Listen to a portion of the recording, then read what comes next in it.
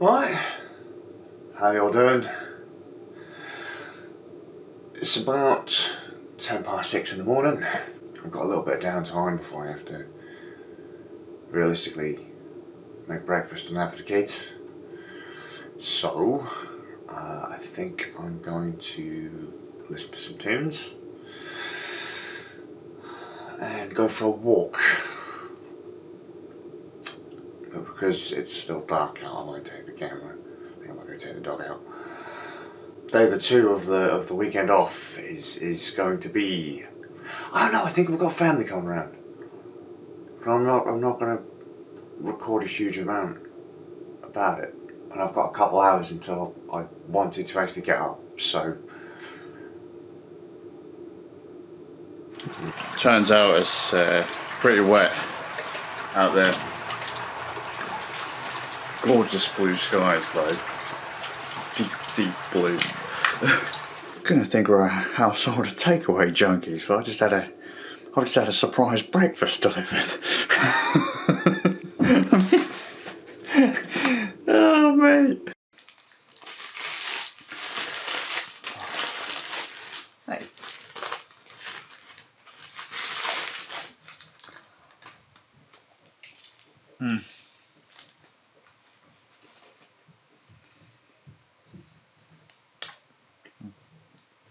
I left you when it was dark. I returned to you when it was dark, when it is dark, but I did find a way to relax. How? By eating a big meal. Big meal meaning eating 2/3 of a chicken to myself, feeling really stuffed like a fat guy, and then watching a TV series about plane crashes, which then caused me to crash out, which then proved that the Apple Watch sleep tracking is complete balls because it didn't recognise that I dozed off on the sofa for a bit. It literally only tracks when in between the time periods you tell it to, and in fact even then it's inaccurate. And there's more food in the kitchen. I seem to eat a lot on my weekends off. Not entirely true. First weekend off, it's not like intake has gone up any, and even when I do say you cut sleep, you cut food, I tend to eat high calorie anyway, so it's not that big of a deal. But damn, I'm being spoiled.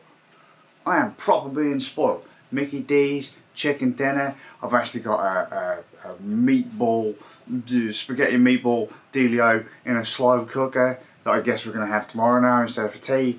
And oh, look at that deliciousness. How am I not a 500-pound fat guy? How am I not like uber kilo, like super chunk? Like how am I not a big ass? Mate, I reckon at some point I'll give like blue whales a run for the money. I'm gonna give the sun a run for the centre of the universe. My ego is already big enough to take that role, but you know. Right. Groovies, how have I found this weekend off? Not great, to be completely honest with you. And I said in yesterday's vlog about the start of this whole weekend off thing that it kind of clicked on me once I'm having this weekend off why I have such a solid routine. And I hint that, you know, people don't realistically respect your time if you don't. And it's largely true. So I have this groove whereby if I'm not doing anything, even if I am doing something realistically, if someone asks me to do something else, I'll stop everything that I'm doing to do for other people. And that can be really problematic if you have a lot to do. I have found over the years that people who aren't self-employed don't give a flying fuck about people who are self-employed or their time. People who get paid a salary don't seem to understand that being self-employed means you only get paid when you work. When you have a salary, you can work the bare minimum passing grade that keeps your boss quiet and still earn the same amount like every day, every year. That's the groove. You can take time off, that's covered if you've got benefits like sick pay, and all that kind of stuff. You can do that. You're on a salary. You're guaranteed the same amount every the year, pretty much. You know what I mean? If you do a decent job, you do a decent job. You know, if you do really, really well, I don't know, you might get a promotion, right? But if you skirt through doing the bare minimum, as long as your boss doesn't get particularly arsey with you, no one cares. No one cares. You'll get paid the same amount. However, being self-employed, if you cut corners and do a just passable job, you ain't likely to find any more work anytime soon. You get paid what you ask for, and if you do a suck job, you're the one that suffers for it. You know, when you're part of a big company, like the kid who works at McDonald's doesn't give a damn if they skimp on your stuff as long as they do a passable job in front of their boss. You know, head of McDonald's doesn't care that a few orders are wrong because they're making a small fortune. But if you're self-employed and you cock up a few times, that's really damaging. And so like I say, I've found that my friends, as an example, who have jobs that they are salaried, they're on a salary, they just treat me like I'm some kind of mug. Well, you're your own boss. What does it matter if you just take the day off? You know? Oh mate, you know, I'm just, you know, you're on bus, so you can do whatever you want. You can just sit at home all day if you want to. It's like that's not true. They didn't seem to understand that, like, if they kept on harassing me or hassling me, it's not harassing me, they're my mates kind of thing, but if they kept on banging on, that gave me less time to do my stuff. And it's like, what do you guys do? What do you guys need to do your job? Realistically, and then, you know, they'd spool off and we'd have this discussion. I'd say, right, well, I need my eyes, I need my ears, and I generally need me gob.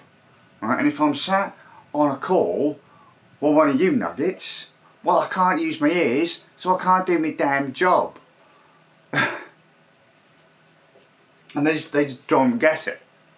They'd call over and over and over, or message over and over and over, and it would get to the point where I'd end up like turning off phones, just completely turning off devices and just leaving them, just to get some peace and quiet so I could get stuff done. So then when I say, right, solid routine, from this time to this time I'm doing this, it was just so I could get some me time and get stuff done. As soon as people found out I had the weekend off, my phone has been ringing.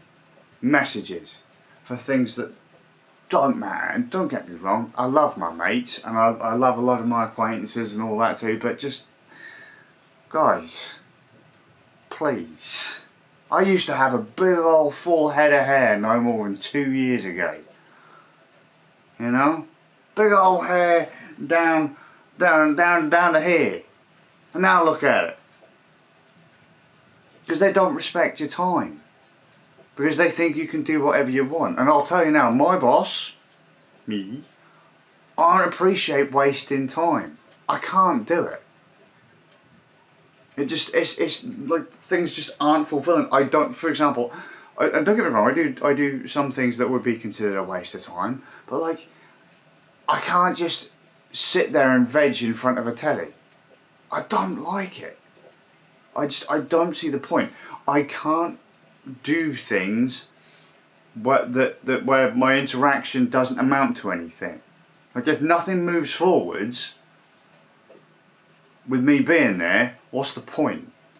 Like, if it's not going to change anything, like if I'm not learning something, or I'm not coming at something with a new perspective, or whatever, it's just like, why am I doing it? Why? Because I could be doing something else.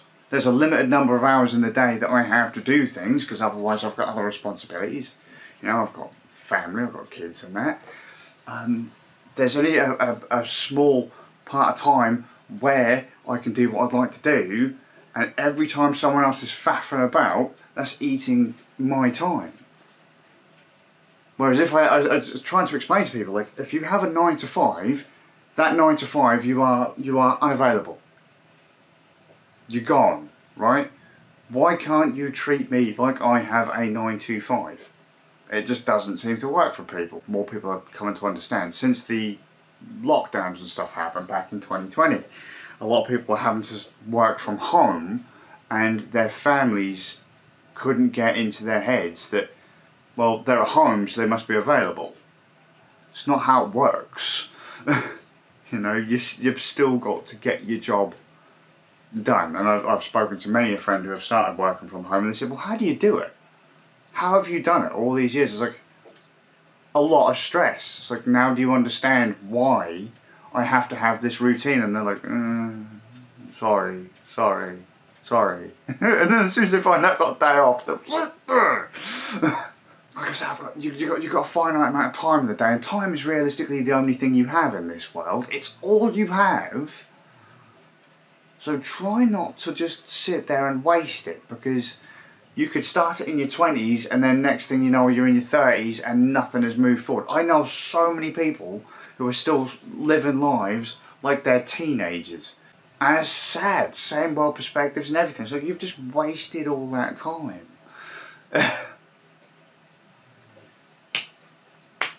That's why I don't like having time off, because nothing gets done.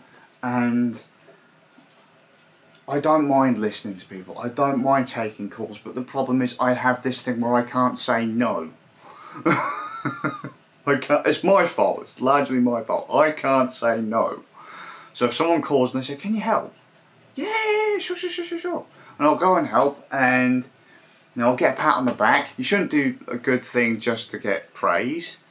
But then I find I've gone and eaten all of my time, and then I don't get the thing done that I need to do, and then I stay up until stupid o'clock in the morning, don't sleep, and zombie myself out. So having this weekend off has just been like really like, oh no, I'm not getting anything done. There have been relaxing moments. It's not saying that I don't do relaxing things. Just, you know, there's when you work from home, you're literally living in everyone's pockets, and that can be really difficult. Sometimes that can be really hard. Being stuck in a house all hours of the day until someone needs you can be really awkward. You have to get out there and do stuff. But that's hard to do when everyone else wants you to do their stuff or entertain them when they're bored. And so you get buried. And I've got to be honest, sometimes it is hard to say no. And so that's where the routine comes in. So that you have that kind of 9 to 5 schedule like everyone else. So that you have a set time to get things done, and you can say to people, no, I cannot take your calls from here to here. No, I am not rude if I don't answer your calls from here to here. I mean, I'm telling you, man, it's a nightmare working from home at times, because this is the living room. My office is technically over there, but I'm at home. So I must be free, right? No. If you don't take that time, you won't get it. People, they won't respect it unless you demand it. That's a bit forceful, but you find it really hard to waste time because you don't get a lot of time. Especially when you've got other responsibilities. It's hard for people to separate work from home, or home from work. Just because you're home doesn't mean you're available. Just because you're self-employed doesn't mean you're available. Like I say, that's where my routine had to become a thing. So if I didn't take the time, I spent all my time running around after everyone else. I felt obligated to answer the phone. I felt obligated to help out where and when I was asked to help. I mean, I don't mind, but it's just so hard to get things done. As soon as people found out I had a weekend off, peace and quiet was near impossible. Because you got nothing better to do, right? Maybe it's my way of being selfish. I'm not very good at it. I'm not very good at saying no. If I need an excuse to be able to. Because otherwise you just run yourself into the ground. I mean, you probably run yourself into the ground anyway, but you don't have the luxury of a salary. Just because you don't have the same structure that everyone else has, doesn't mean you can just drop everything and go. when you're at home and you work from home, having that routine can be really important. So if you don't have it, you're just not going to get anything done.